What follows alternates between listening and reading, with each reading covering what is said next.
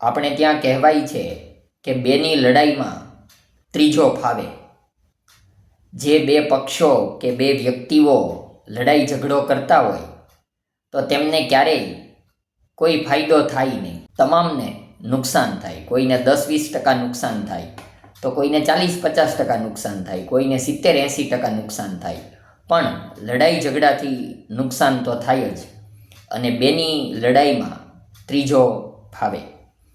માયાભાઈ આહિર પરિવાર સામે કોળી સમાજ અને બગદાણા વિવાદ એ દિવસે દિવસે પરાકાષ્ઠાનું સ્વરૂપ પકડે છે.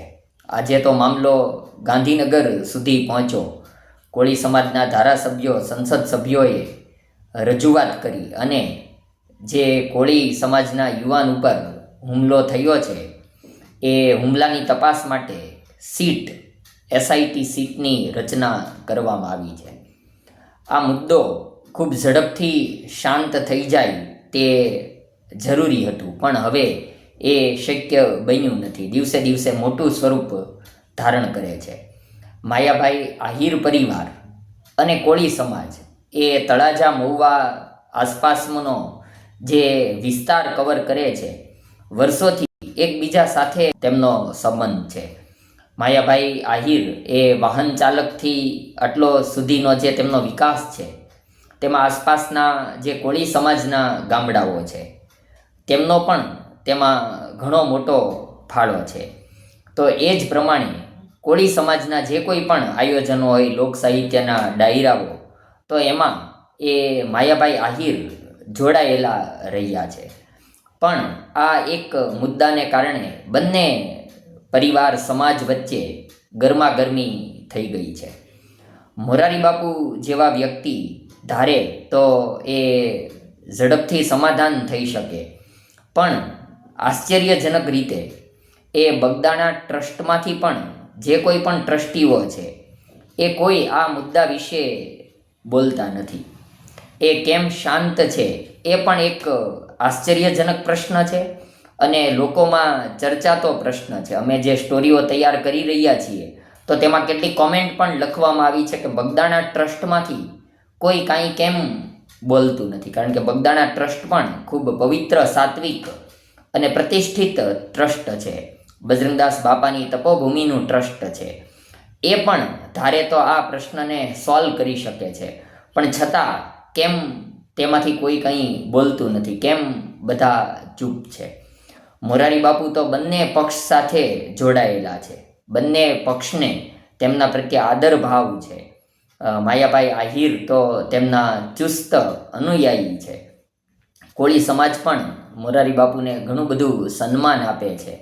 તો મોરારી બાપુ પણ ધારે તો આ પ્રશ્ન સોલ્વ થઈ શકે તેમ છે.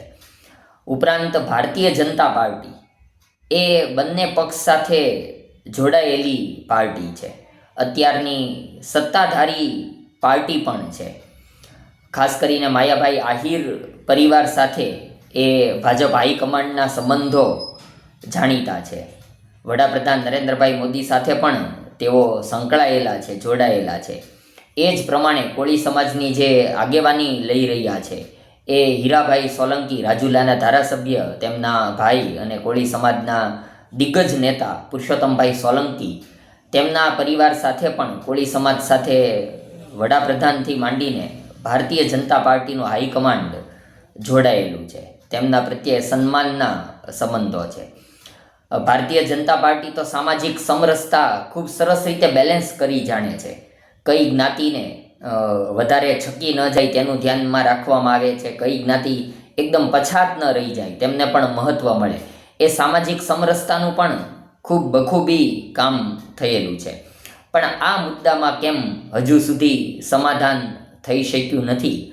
આ બધા પ્રશ્નો આશ્ચર્ય સર્જે છે. અને એટલા માટે જ એવું પ્રશ્નમાં પૂછવામાં આવે છે કે આ બંને પક્ષો વચ્ચે માયાભાઈ આહિર સામે, તેમના પરિવાર સામે કોળી સમાજ અને બગદાણા વિવાદ ચકતો રહે. કેમ ઉત્તરાયણના સમયમાં આકાશમાં પતંગો ચકતા રહે તો તેમાં સૌને મજા પડતી હોય છે, એ જ પ્રમાણે આ મુદ્દો એ ચકતો રહે, ચડેલો રહે તેમાં કોની ઈચ્છા છે અને કેમ વિવાદ હજુ શમતો નથી?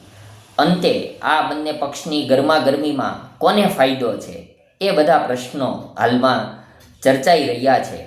પણ વહેલી તકે એ વિવાદ શમે તે દરેક સમાજના હિત માટે, જેમ આપણે પહેલેથી કહેતા આવ્યા છીએ તેમ જરૂરી છે.